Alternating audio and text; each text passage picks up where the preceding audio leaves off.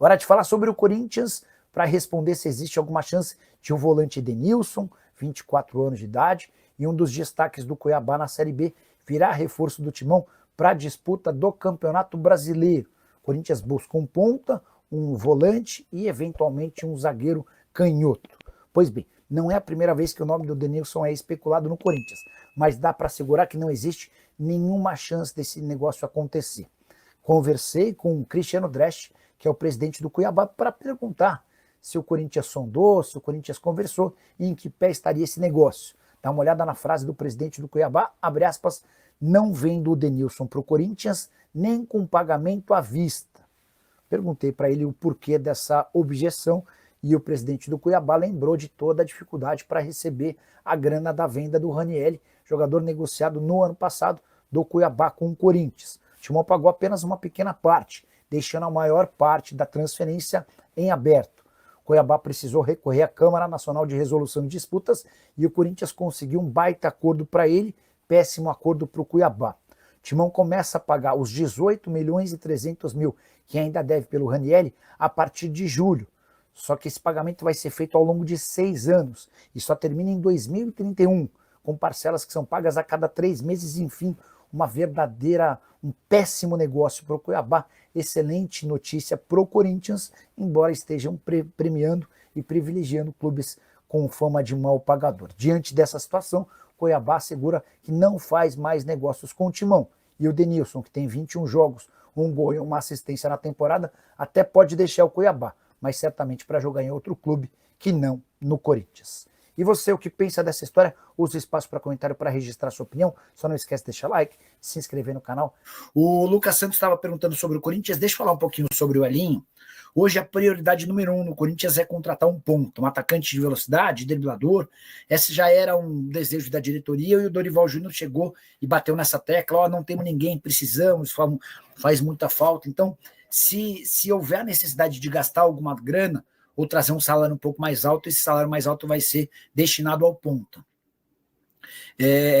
O Elinho é um nome que agrada. Eu estou tentando confirmar se o Elinho trabalhou com o Dorival nos tempos de São Paulo, mas eu sei que o Dorival aprovou o nome e gosta da contratação do Elinho, independentemente de eu saber se ele trabalhou ou não com o Elinho nos tempos de São Paulo. A questão é que o Toluca não quer negociar o Elinho, mesmo com a performance bem abaixo do jogador nessa primeira temporada lá no futebol mexicano. Ele havia sido comprado por 13 milhões e meio de euros no ano passado do Red Bull Bragantino, tá bom? Bora fechar o vídeo para falar sobre o Corinthians, repercutindo mais uma declaração de Augusto Melo, presidente afastado do Timão. Ele assegura que o Corinthians esteve muito perto de vender os name rights, ou o nome do centro de treinamento onde o time atua. Negociação de muitos milhões de reais com o Mercado Livre. Dá uma olhada na declaração do presidente afastado. Abre aspas, estava praticamente fechada a venda dos name rights do CT, mas começaram a manchar a imagem do clube. E eu tinha um grande parceiro que estava fechado, a Mercado Livre, mas quando estourou esse negócio de crime organizado, de impeachment, a empresa disse, vamos esperar, precisamos estrear essa história, depois a gente volta a conversar, fecha aspas. O Augusto Melo só se esqueceu que quando se falou de crime organizado, de impeachment, de indiciamento policial, tudo isso foi causado pelo próprio Augusto Melo.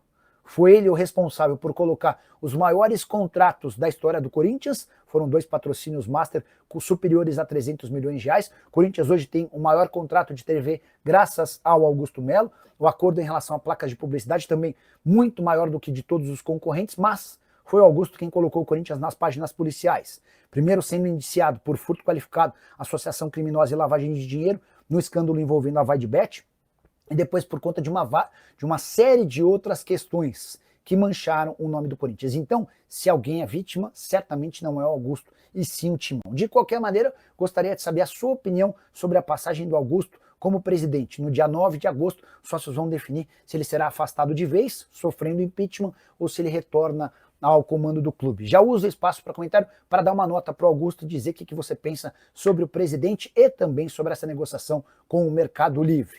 E sem Augusto Melo, talvez o Corinthians ainda possa retomar as tratativas para venda dos naming rights, se é que essa história é verdadeira, até porque uma das grandes características do presidente afastado é contar mentira. Quero falar agora sobre o Corinthians, mais especificamente sobre Memphis Depay, que tem exaltado o nome do timão no exterior, mesmo em meio ao caos político, com afastamento de presidente, tentativa de golpe e uma série de outras circunstâncias nada positivas, como o indiciamento de 3 funcionários do clube na polícia, um deles o próprio presidente. O Memphis Depay arranjou um jeito de falar bem do timão.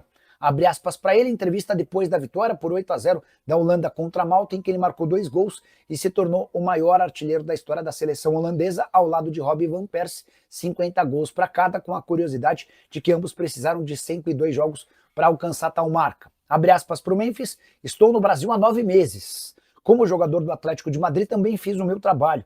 Marquei gol na Liga dos Campeões contra a Inter, mas se você observar os treinos do preparador físico na época, verá que não foi bom para mim.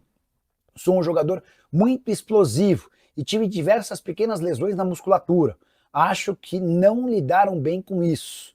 Pensei, preciso fazer algo completamente diferente. E olha, estou sem lesões há 9 meses no Brasil. Aí, por conta disso, acabam aparecendo os gols.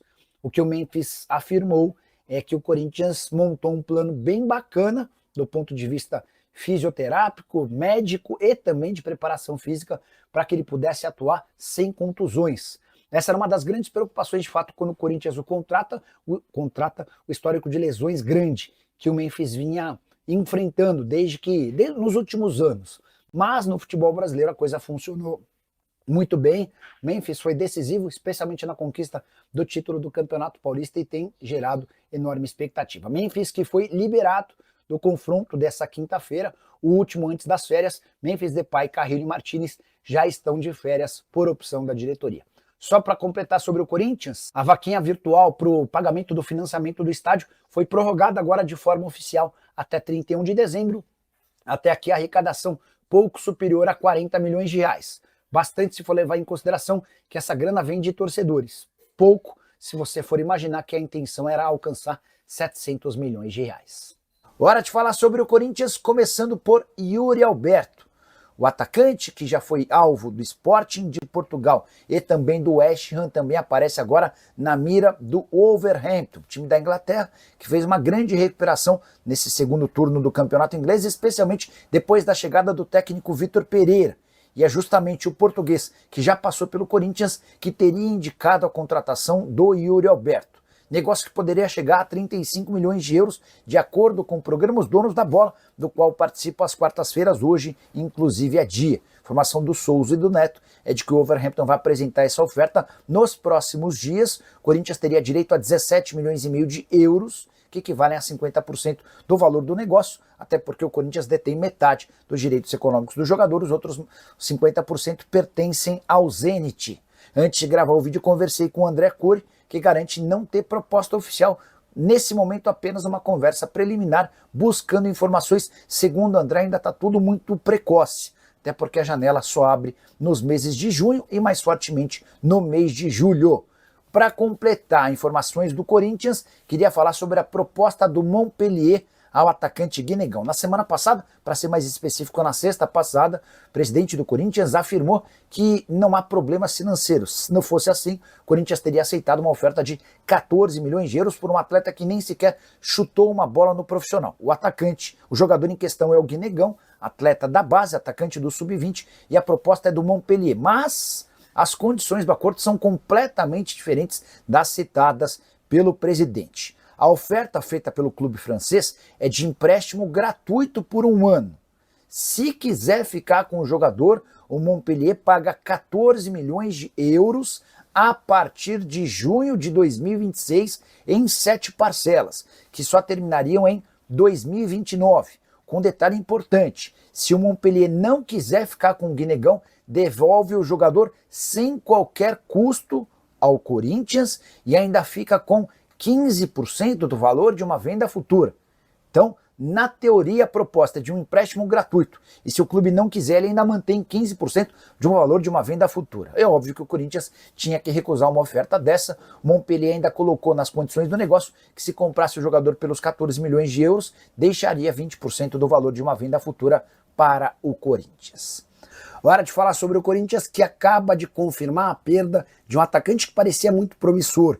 Giovani, 21 anos de idade, ponta direita e ponta esquerda, ele havia sido comprado 4 anos atrás do Capivariano por 3 milhões de reais. Valor bastante alto para um atleta que chegou para o sub-20.